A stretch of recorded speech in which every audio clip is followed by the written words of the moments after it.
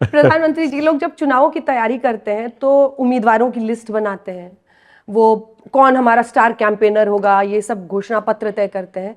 लेकिन आप 100 दिन आगे का एजेंडा बनाने में लग गए हैं। इसीलिए मेरा पहला प्रश्न आपसे यही है कि 2014 में जब आप आए तो 100 दिन के अंदर आपने OROP, काले धन पर SIT गठित की।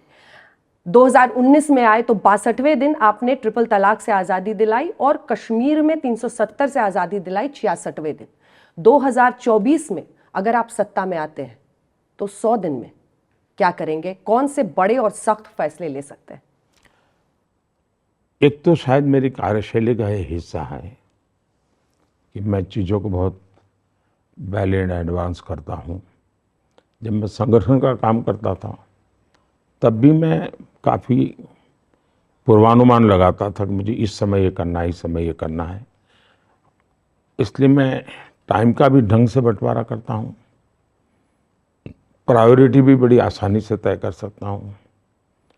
मैं किसी मैनेजमेंट स्कूल का स्टूडेंट तो नहीं रहा हूँ, लेकिन शायद ये मेरा काम करते करते डेवलप हुआ है।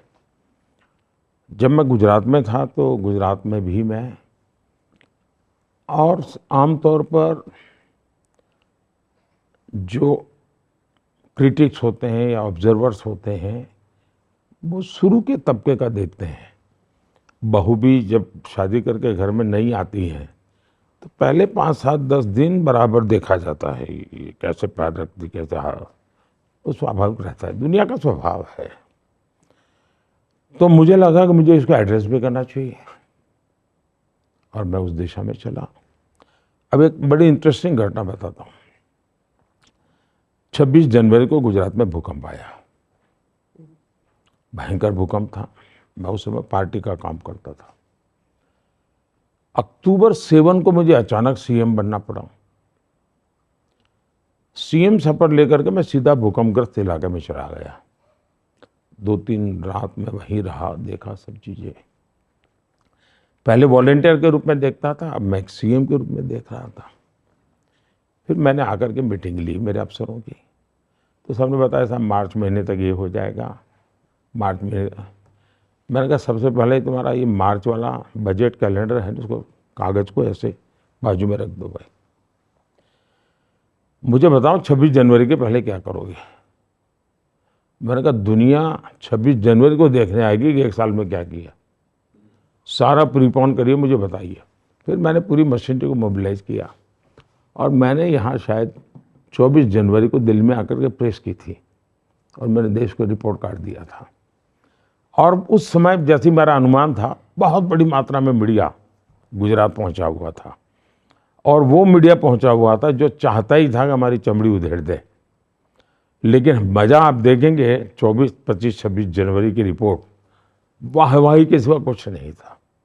और उसका एक कारण ये था कि मैंने मार्च के डेड एंड को प्रीपोन कर लिया।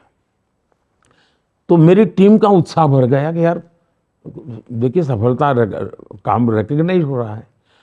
तो मैं इसकी ताकत समझता हूँ और इसलिए मैं एक 100 दिन का। दूसरा, मैं ये नहीं चाहता हूँ कि सरकार चलती है यार कोई अच्छी चीज़ आ जाएगी तो देख लेंगे, जी नहीं। सरकार मुझे चलाना है, सरकार चलती है, इसके लिए मुझे लोगों ने नहीं बिठाया है जी। मुझे देश में कुछ चीज़ों को चलाना है, मुझे कुछ चीज़ों को बदलना है। और इसलिए मेरे पास, तो मैंने क्या किया, 2014 में मैंने 100 दिन के लिए सोचा, 5 साल के लिए मेरे पास मैनिफेस्टो था।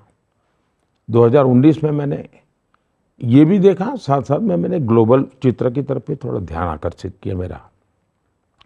2024 में मेरी सोच थोड़ी लंबी है। मैं पिछले 5 साल से काम कर रहा हूँ 2047 पे और ये 5 साल से काम चल रहा है। देश के शायद 20 लाख से ज़्यादा तो मैं कह सकता हूँ जिनसे मैंने इनपुट लिए हैं और मैं उनके आधार पर 47 का एक विजन डॉक्यूमेंट बना। 2 पीढ़ी अफसरों की रिटायर हो चुकी होगी इस पर काम करते करते, काफ़ी नए लोग आए हैं।